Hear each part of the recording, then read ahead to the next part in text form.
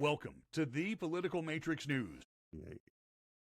Well, sports fans, a pretty exciting game this week. I would dare hesitate to say that the 9 days between Saturday, the 13th of July, and Sunday, the 21st of July, are probably the most intense, bizarre, you have got to be shitting me crazy week, 9 days, of presidential politics in the history of the United States.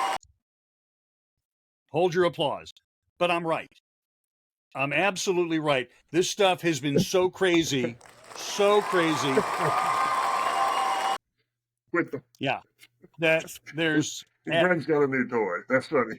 That's what I was afraid of. It's so true. I mean, we are at cataclysmic times. I absolutely, and it looks like the Yellowstone National Park caldera is about to blow. All right, so Scott Miller is here. He of the dark baseball hat. Greg Fink of the not dark baseball hat. He's laughing. What does that say on your hat? I can't read it. You're in small print here. Oh, yeah. By the way, this is one of our clients. Just to go ahead and like a little swag advertisement for our other company. This is we do hats, T-shirts, websites, and surveys and polling. Okay. And marketing and commercials. This is one of our clients here. Jen Garrett. She's running for county commissioner here in Alachua County to make Alachua great again. Got it. County commissioner. Okay. In a county that is very blue. Mm-hmm. And he's not. And it says Alachua County resident on the back. Okay. Alachua County resident. I like that. I like that.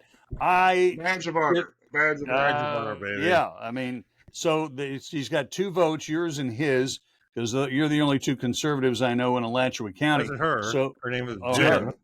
Okay. Female. Yeah. Well, Jennifer. So she has to make the point. If you don't vote for me, I can't vote for her. I can't vote for her, though. Why not? Because I don't live in her district.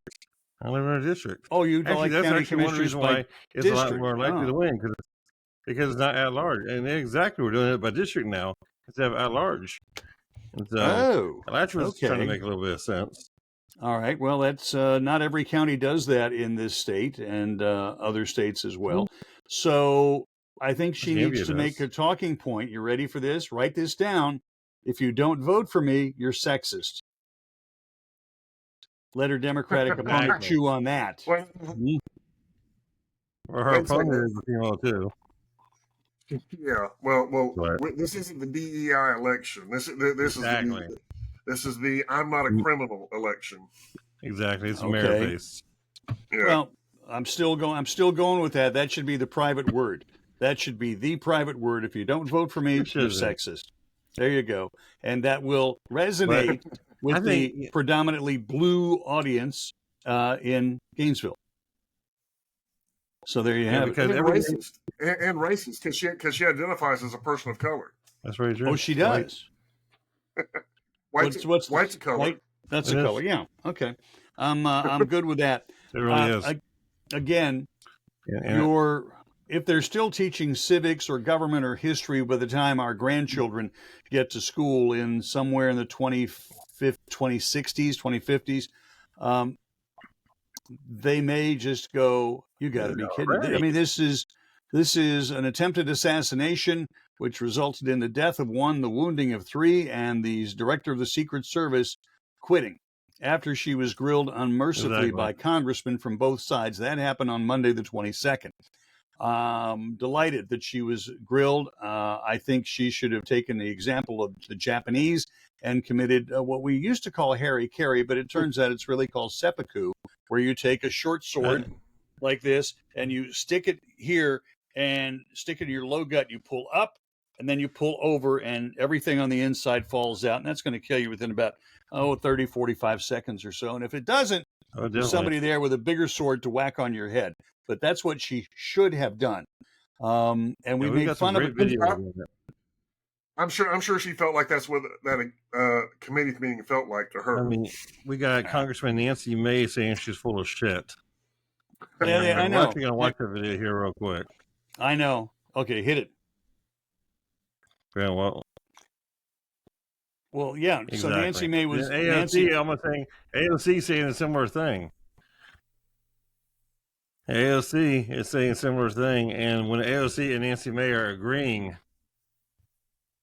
there's a problem.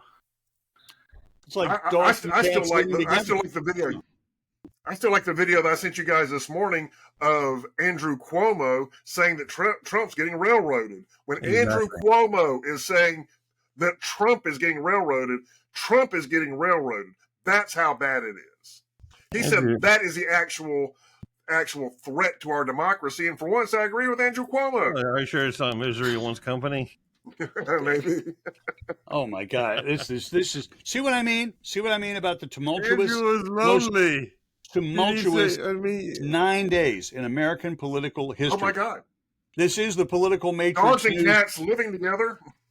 I already used that line about 45 seconds ago. We're still in July, right? We're still in July, but we're in freaking Never Land. That's the only way to describe it. Yeah, because it used to be August was the hottest day of the summer. Now July is definitely the hottest part of the summer.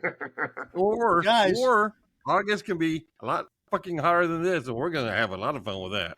5 weeks from right now is the Democratic National Convention. The fact that they scheduled their convention when they scheduled it shows me that they had a lock on Joe Biden, because it's either 2 or 3 states have a deadline to know that this is the candidate prior to them printing their ballots. And I think one of them is Ohio, which is like, how bizarre. Why would you have to print a ballot in August that's not going to be used till December? Yeah. I mean, but the Democrats, this business of Biden bailing is really bad. The Democrats already had 400,000 ballots with just his name mark on them that they had ready to go wherever they were needed around the United States. I'm delighted the woman from the Secret Service. Now, this is something that was not told. We knew that she had come over from Pepsi as the director of security. Prior to Pepsi, she was in the Secret Service for 30 years and retired. She was a special agent. Like that old. She was the head of Jill Biden's detail. That's how Jill Biden, Dr. Jill, thank you. If she was really Dr. Jill, she should be doing like a sex advice talk show on radio. And as far as a doctor, well, if she's a doctor, why is her husband so sick? Hold on. No, she has an honorary PhD. That's why. That's it. Honorary PhD? Yeah, honorary people. That's fine. Yeah, it's honorary. So, all right. So that's how things got going originally. All right. That's how she got the job from Pepsi, going back to run the Secret Service.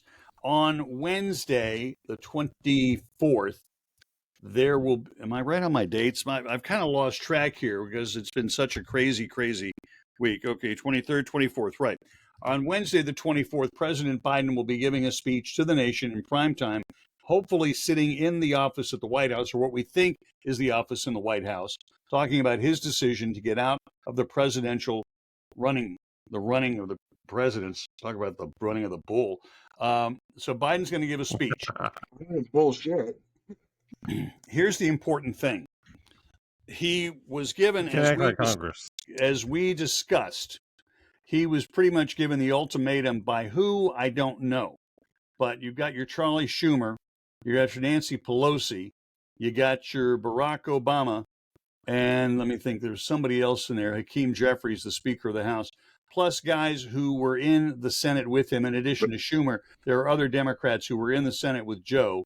And don't forget, he's only been out 16 years. So there are plenty of those still hanging around. And they talked to him and pretty much let it be known, unless he withdrew, they were going to 25th Amendment his ass and get him removed from office. Is the word ignominious? Is that the correct use of that word? And that would be a pretty sad, tragic way for a guy to leave the office of the presidency.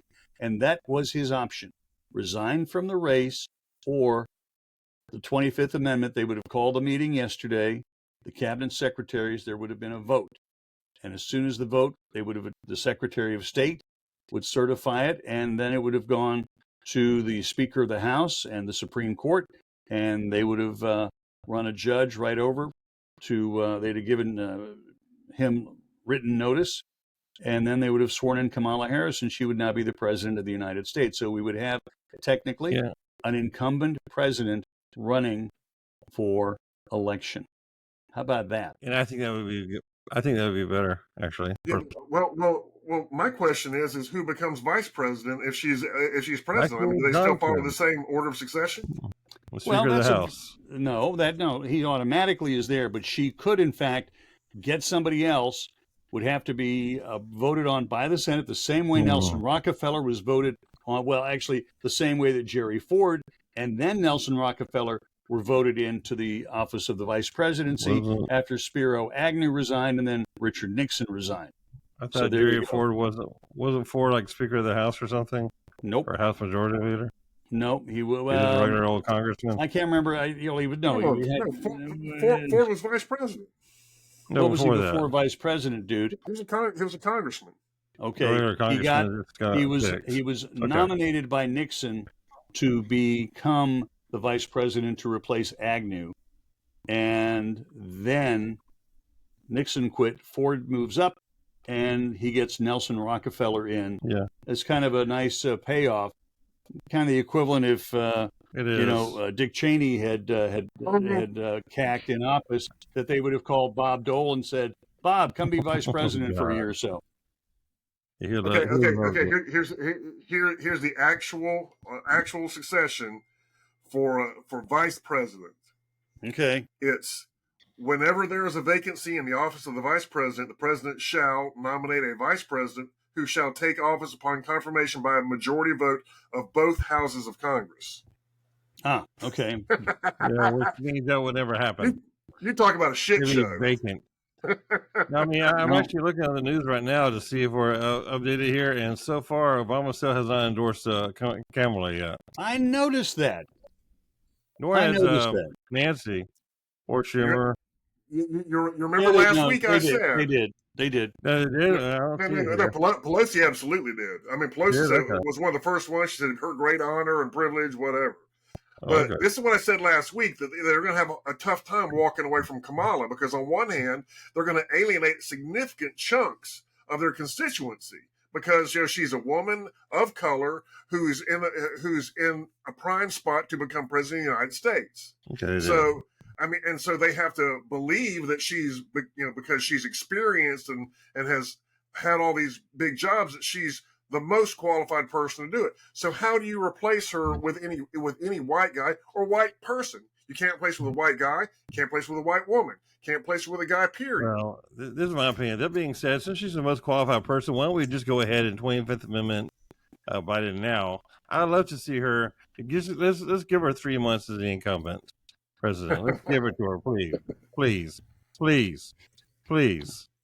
I beg. And what? I beg for this country what's going to change? Please have her as an incumbent.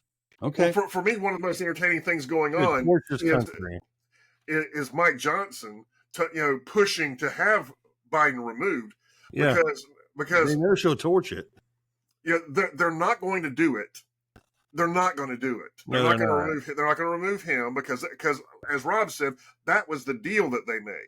Right. And if you think they're going to have internal strife because of this, wait till you see them go back on their word. That was the deal made.